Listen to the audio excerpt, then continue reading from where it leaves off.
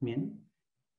Cuando estemos trabajando con PKSIM, ahí por supuesto que les debería ya hacer sentido esto que les estoy conversando. Porque, como comentaba Manuel, PKSIM, al momento de desarrollar el modelo, uno tiene que ir trabajando por ciertas características por bloques, ¿cierto? Vamos a incorporar las características individuales o poblacionales, vamos a incorporar características del fármaco y de la formulación, si es que tenemos datos de disolución para eh, hacer, por ejemplo, una predicción del resultado de un ensayo de bioequivalencia, ¿ya? Y una de las cosas que nos va a preguntar PKCIM es si tenemos disponible data in vivo para poder luego ir eh, mejorando, ¿cierto?, nuestro modelo PBPK, ¿ya? Entonces hoy vamos a trabajar con un fármaco que se llama midazolam. Siempre les sugiero a mis estudiantes revisar este sitio web de la Agencia Española de Medicamentos porque CIMA tiene publicadas, ¿cierto?, las fichas técnicas de los productos farmacéuticos, ¿ya?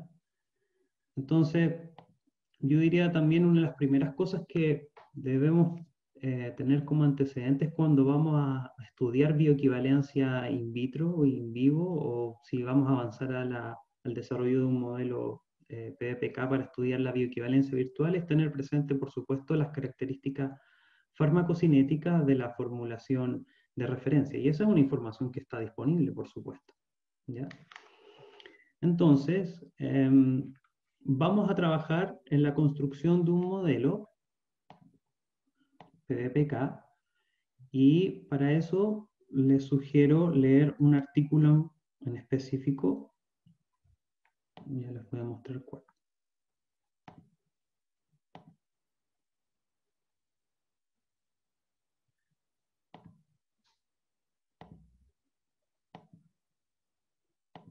Disculpen, ahí tenía el chat privado activado, así que ahora se los comparto todo. Ahí sí.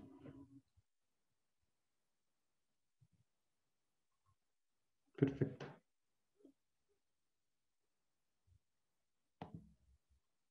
Bien, entonces, este artículo también es muy interesante para comenzar a estudiar esta disciplina,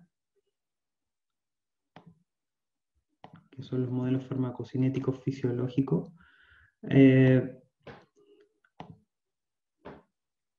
Porque vamos a hacer lo siguiente, ¿cierto? Vamos a trabajar con un modelo en el cual eh, primero vamos a comenzar a caracterizar la disposición del fármaco antes de avanzar a caracterizar el proceso de absorción, ¿ya? Entonces, tenemos que tener presente que hoy vamos a desarrollar un modelo farmacocinético PBPK para una formulación que se administra a través de un bolo directamente a la circulación sanguínea, ¿ya? Y entonces una vez que ya tengamos bien definido ese modelo en donde solo se considera la disposición del fármaco, y para eso, por ejemplo, tenemos que concentrarlo en lo que dice acá la ficha técnica. Dice que tiene una eliminación baja, ¿cierto? Eh, Dice que se elimina fundamentalmente por vía renal, entre un 60 y un 80% de la dosis inyectada, pero hay otro antecedente que tenemos que considerar, que es el metabolismo del fármaco, ¿ya? Porque dice que se ha calculado que la fracción dosis extraída en el hígado es de un 30 a un 60, un 30 a un 60%. Vale decir, hay un proceso combinado de eliminación y de biotransformación, ¿cierto? Que participan en la depuración de midazolam desde nuestro organismo, ¿ya? Y por otra parte, aquí hay otro dato interesante que PKCIM nos va a preguntar si tenemos conocimiento sobre la fracción de fármaco libre. ¿Ya? Acá lo que se publica es lo que está unido a proteínas plasmáticas, ¿ya? Entonces, por supuesto que cuando vamos a seleccionar nuestro diseño del estudio de bioequivalencia, cuando queremos estudiar si puede optar a la bioexención, cuando vamos a desarrollar entonces el modelo PBPK, en todos esos ámbitos tenemos que estudiar farmacocinética, ¿sí? Bien. Entonces voy a hacer una pequeña presentación para contextualizar, y luego a las 4 yo creo que vamos a hacer un pequeño receso para que nos enfoquemos ya en el trabajo práctico. ¿Bien? Entonces espero que ya a las 4 de la tarde todos tengan, ojalá, el programa instalado si es que lo pueden instalar, porque a veces, bueno, no tienen un ordenador que tenga Windows, ¿cierto? Una de las limitaciones del programa. Y lo otro entonces que es importante, que tengan disponible la base de datos que les pedí que descargaran al inicio. ¿Ya? Bien, yo creo que esta presentación en particular y el desarrollo del webinar, en lo particular, también me gustaría inspirarme en dos historias de dos personas de América Latina. El primero es un cocinero peruano que se llama Gastón Apurio, que me gusta mucho su historia porque finalmente nos enseña cómo podemos a través más bien de la colaboración crear todo un movimiento, y eso es lo que él hizo cuando comenzó a posicionar a Perú como un polo de atracción mundial gastronómico, que en vez de, por ejemplo, guardarse las recetas y ser el único en hacer eso, él compartió eh, su receta, y mientras más gente se sumaba al movimiento gastronómico en Perú, mucho mejor. Y la otra historia que les quería compartir es la de Jordi Muñoz, que una persona sin tener un título profesional, pero sí con muchas habilidades y con la capacidad de estudiar muchas horas y leer muchos tutoriales, que es lo que hay que hacer cuando uno estudia farmacometría, tuvo la capacidad de desarrollar su propia empresa de drones. ¿Bien? Entonces, como les comentaba en la mañana, um, voy a activar acá el chat para estar más atento a alguna consulta.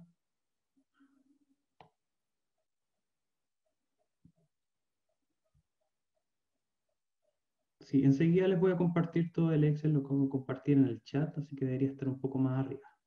¿No? Bien. Eh, entonces, como les comentaba en la mañana, mi origen en la farmacometría es muy particular y específica.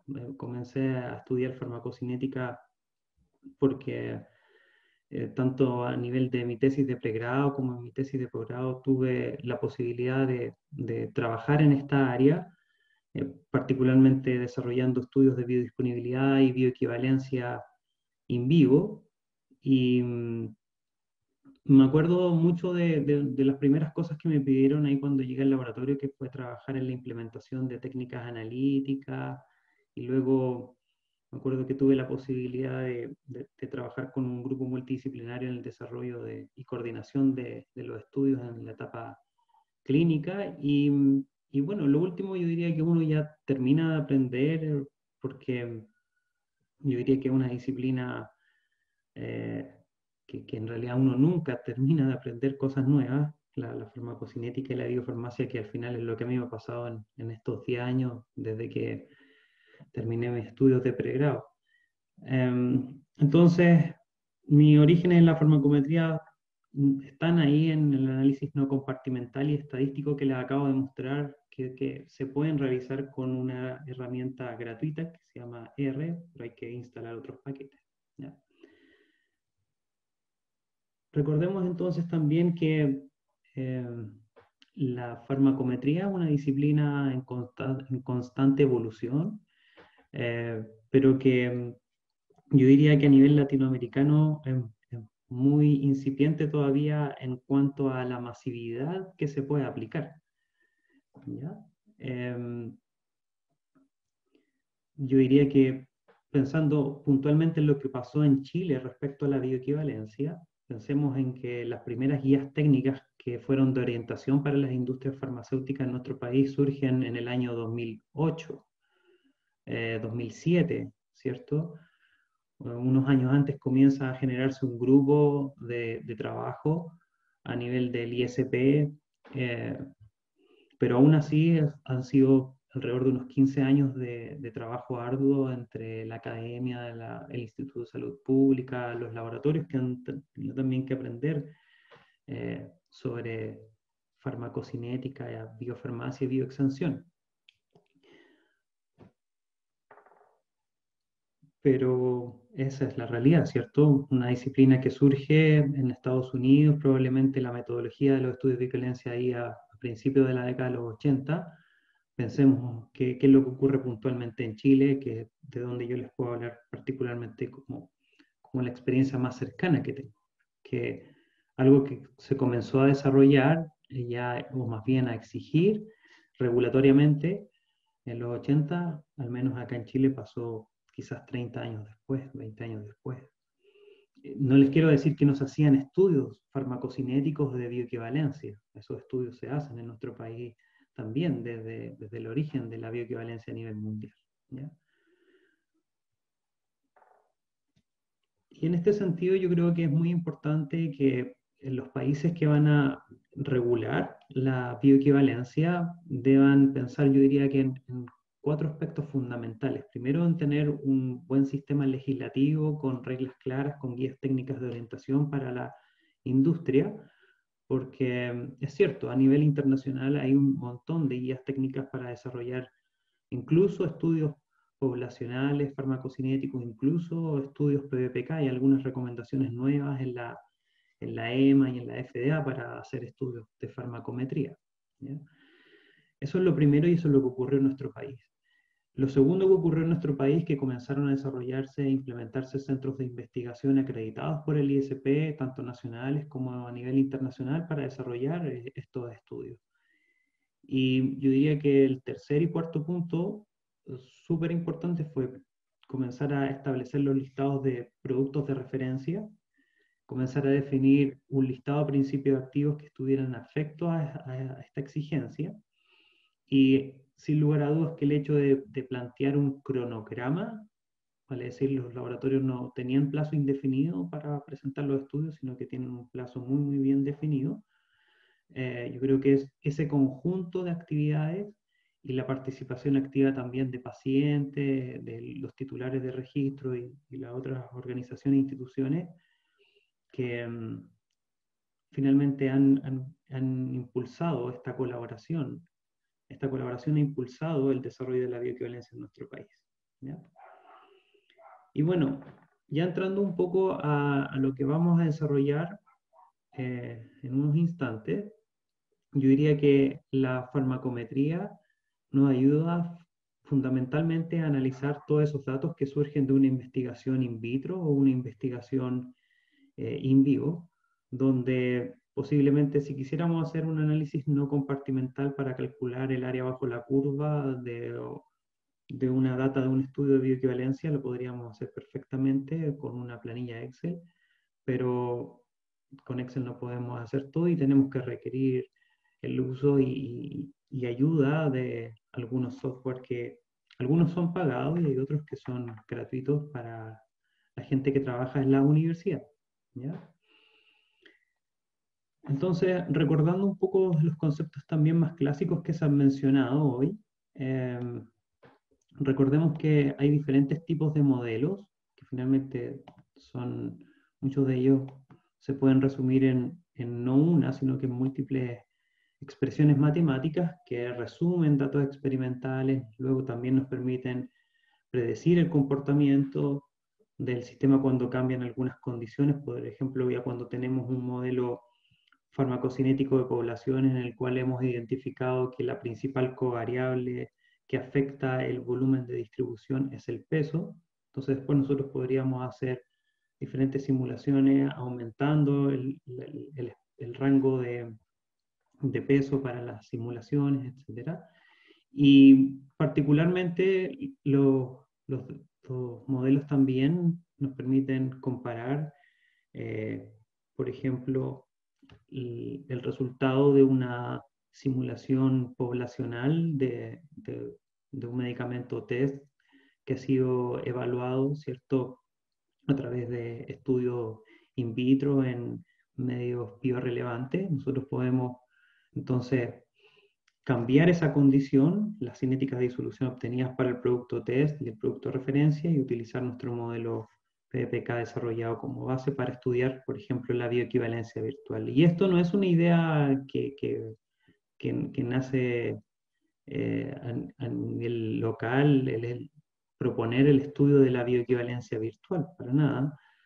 También hay otra publicación, por ejemplo, del año pasado, en donde se identifica que también la farmacometría, cuando se mezcla el estudio farmacoepidemiológico, nos permite entender mejor las reacciones adversas que se pudiesen estar manifestando en un ensayo clínico fase 4. Aquí, como se manifiesta, nos permite testear la bioequivalencia virtual, ¿cierto? Y entonces, yendo al estudio de los modelos farmacocinéticos fisiológicos, recordemos que hay dos grandes enfoques en donde uno puede soportar el estudio farmacocinético. Por una parte está el top-down approach, donde están todos estos modelos compartimentales que nos permiten luego hacer, por ejemplo, análisis farmacocinéticos de poblaciones o POP-PK. Y por otra parte, entonces, están estos otros modelos que se denominan, o tienen un enfoque bottom-up approach. ¿Vale? Si nosotros vamos a integrar una serie de conocimientos de tipo fisiológico, como el volumen de los diferentes órganos donde se pudiera distribuir el fármaco, que como bien mencionaba el profesor en la mañana, no se alojan simplemente en el espacio vascular, sino que más bien en el espacio extravascular, y entonces tenemos que comenzar a estudiar algunas propiedades farmacocinéticas que cuando hacemos innovación, bueno, hay que partir de los ensayos preclínicos para tener, y los ensayos in vitro, para tener esa información si es que no existe. O sea, hay algunas cosas que las podemos predecir y otras tenemos que partir de una base experimental para obtener esa data. Hay diferencias, por supuesto, pero los dos enfoques yo diría que pueden perfectamente complementarse. En el enfoque de los modelos poblacionales necesitamos desarrollar ensayos clínicos que muchas veces tienen una implicancia ética muy importante, tienen que pasar por toda una exigencia regulatoria, pero también estos modelos, ¿cierto?, nos permite estudiar la variabilidad interindividual y entender mejor el error residual cuando tenemos data interocasión, ¿cierto? Y, y entonces vamos a comenzar a entender que dentro del análisis farmacocinético no hay un único enfoque, y el hacer un análisis no compartimental aplicando el método de los trapezoides para calcular el área bajo la curva no es lo único que nosotros podemos hacer en farmacocinética. Y, cierto, la farmacocinética es fundamental al momento de tomar decisiones terapéuticas, es una base, ¿cierto? Cuando queremos entender mejor la respuesta clínica o la respuesta farmacodinámica identificada a través de algún biomarcador, primero tenemos que entender farmacocinética y tenemos que entender la fracción que llega a la circulación sanguínea, que no es la misma para todos los pacientes, ¿cierto? Y que un estudio de bioequivalencia puede ser que no sea totalmente predictivo de que todos los pacientes van a responder de igual forma a ese medicamento bioequivalente, ¿ya? Necesariamente en algunos casos vamos a tener que quizás avanzar en el futuro hacia la implementación de sistemas de monitorización terapéutica de fármacos, eh, para poder efectivamente estudiar la equivalencia terapéutica y la calidad terapéutica más allá de la calidad biofarmacéutica, que los ensayos de bioequivalencia y los estudios de bioextensión son hoy en día la base, ¿cierto? Como bien nos comentaba Manuel, ¿cierto? En estos estudios de tipo poblacional nosotros podemos describir la variabilidad. Entonces, recuerden que dependiendo del objetivo de nuestra investigación, vamos a poder seleccionar diferentes tipos de modelos, ¿ya? Y los modelos entonces nos permiten describir observaciones, nos permiten entender el funcionamiento del sistema, y podemos ir entendiendo que para un mismo conjunto de datos podrían existir diferentes modelos. Lo que ocurre es que no en todos de los tipos de modelos podemos encontrar una correlación completa para todas las observaciones respecto a lo que vamos a predecir, ¿ya? Entonces, en algunos casos vamos a tener que avanzar no solamente al desarrollo de un modelo lineal, sino que a uno de tipo no lineal, ¿ya? Entonces, siempre es importante definir los objetivos del modelo al momento de comenzar a recabar la mayor información posible, y debemos entender que el modelado nos permite estimar parámetros, ¿cierto?, a partir de observaciones del sistema, y después cuando hacemos simulación podemos predecir el comportamiento, ¿ya? Entonces, con la herramienta PKSIM nosotros vamos a construir un modelo y luego vamos a ir haciendo diferentes simulaciones hasta encontrar el dato o el resultado que nos deje más tranquilo, donde observemos una adecuada correlación entre lo que estamos observando y lo que vamos a predecir, ¿ya? Entonces, efectivamente, al igual que en los modelos más simples que nosotros pudiésemos llegar a estudiar, que yo diría que esta es la base para entender farmacocinética, a partir por los modelos más simples, no por los más complejos. Entonces ahí surge, ¿cierto?, el modelo farmacocinético monocompartimental de administración intravenosa, donde tenemos solamente un proceso de disposición que vamos a estudiar, y lo mismo vamos a hacer acá, ¿ya? Vamos a estudiar solo el proceso de disposición, ¿ya?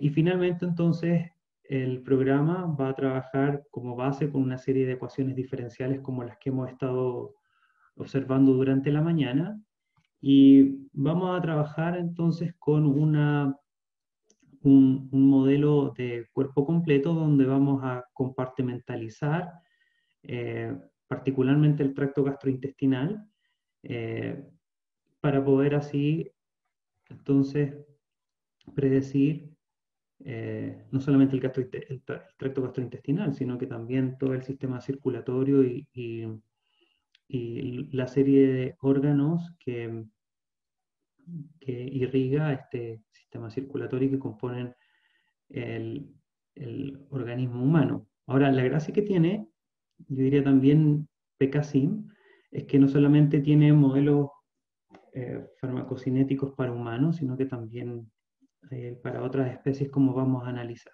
¿ya? Entonces, vamos a trabajar en la siguiente lógica, ¿ya? Vamos a tener que definir algunas características del fármaco, y en este caso no vamos a tocar la formulación porque es una solución acuosa que se administra directamente a la circulación sanguínea, ¿ya? Pero de igual forma les voy a mostrar dónde ustedes pueden cargar los datos de una cinética de solución para incorporar luego ese dato en la construcción del modelo, ¿ya? Entonces, la gracia que tenemos con este programa es que hay un modelo preestablecido donde se consideran la composición de los tejidos, ¿cierto? Los volúmenes de los órganos, ¿ya? Y sí o sí, al momento entonces de comenzar a trabajar, vamos a tener que conocer propiedades del fármaco, ¿ya? Propiedades que las podemos descargar o entender desde DRUGBank, desde PubChem, ¿ya?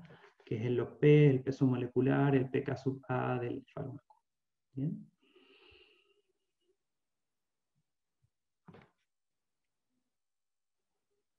Y tenemos que definir también en nuestro modelo el protocolo de administración, ¿ya? Y aquí vamos a trabajar también por el protocolo más simple, que es una administración única de un bolo intravenoso.